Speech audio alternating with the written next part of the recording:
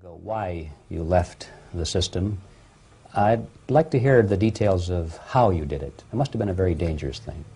It was not so dangerous, it was crazy. First of all, because defecting in India is virtually impossible, thanks to very strong pressure from the Soviet government. Excuse me, you were in India on assignment at that time? Yes, I was working for the Soviet embassy in New Delhi as a press officer.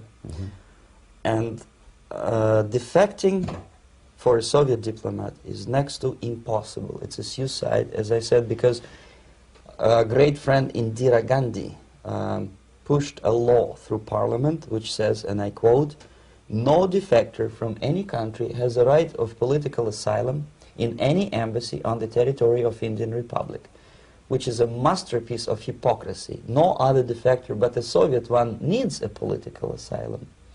So knowing that perfectly well, I planned a craziest possible way to defect. I studied counterculture in India.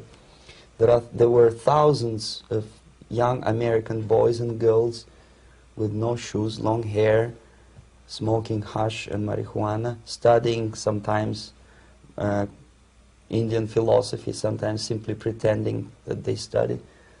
And they greatly annoyed Indian police, and they were laughing stock of Indians because obviously they were good-for-nothing students. I studied carefully where they congregate, what routes they travel, what language they speak, what do they smoke. And one day I simply joined a group of hippies to avoid detection of Indian police. I was dressed as a typical hippie with blue jeans, long kameez shirts, with all kind of nice decorations like beads, long hairs. I bought a wig because for several weeks I had to turn myself from a conservative Soviet diplomat into a very progressive American hippie. And that was the only way that I could avoid detection.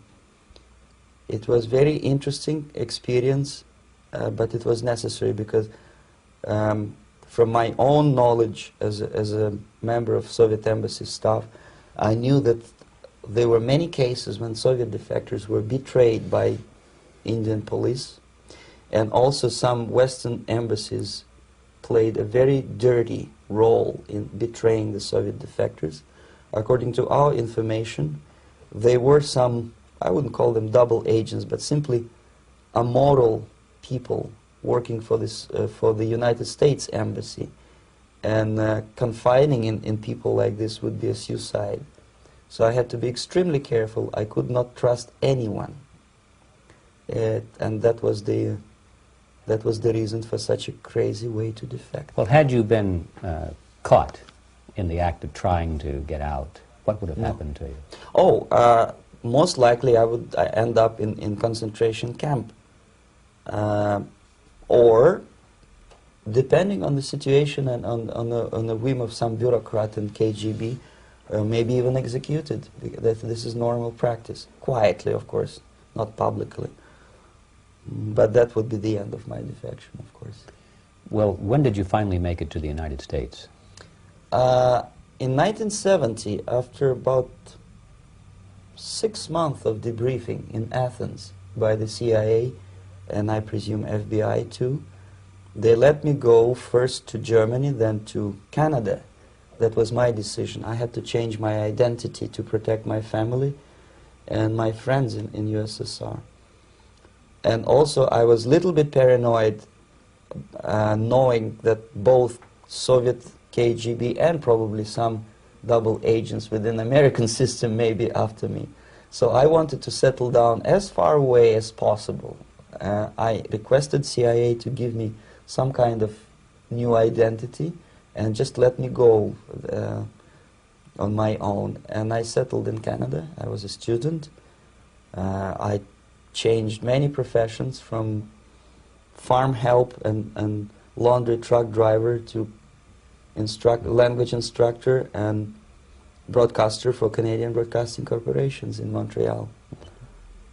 Well, have you had any threats on your life or any unpleasant in about 5 years, KGB eventually discovered that I am working for Canadian Broadcasting.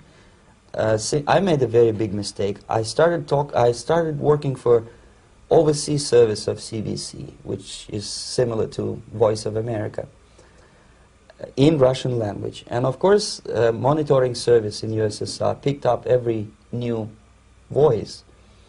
Every new announcer, they would make it a point to discover who he is. And in 5 years, sure enough, slowly but surely, they discovered that I am not Thomas Schumann, that I am Yuri Alexandrovich Bezmenov, and that I'm working for Canadian Broadcasting, and undermining beautiful détente between Canada and USSR. And the Soviet ambassador Alexander Yakovlev made it his personal effort to discredit me. He complained to Pierre Trudeau, who is known to be a little bit soft on socialism. And the management of CBC behaved in a very strange, cowardly way, unbecoming to representatives of an independent country like Canada. They listened to every suggestion that Soviet ambassador gave, and they started shameful investigation, analyzing content of my broadcasts to USSR. And sure enough, they discovered that some of my statements were probably would be offending to the Soviet Politburo. So I had to leave my job. And of course, subtle intimidations. They would say something like, please cross the street carefully because, you know, traffic is very heavy in Quebec. And fortunately, I know about the psychology and the logic of activity of the KGB, and I never allowed myself to be intimidated.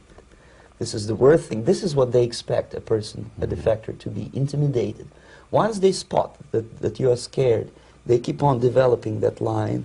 Mm-hmm. And then eventually you either have to give up entirely and work for them, or they neutralize you.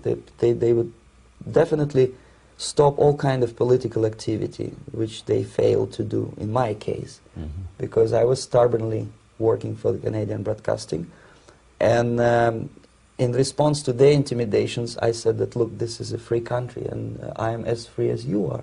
And I also can drive very fast. And gun control is not yet established in Canada, so I had a couple of good shotguns in my basement.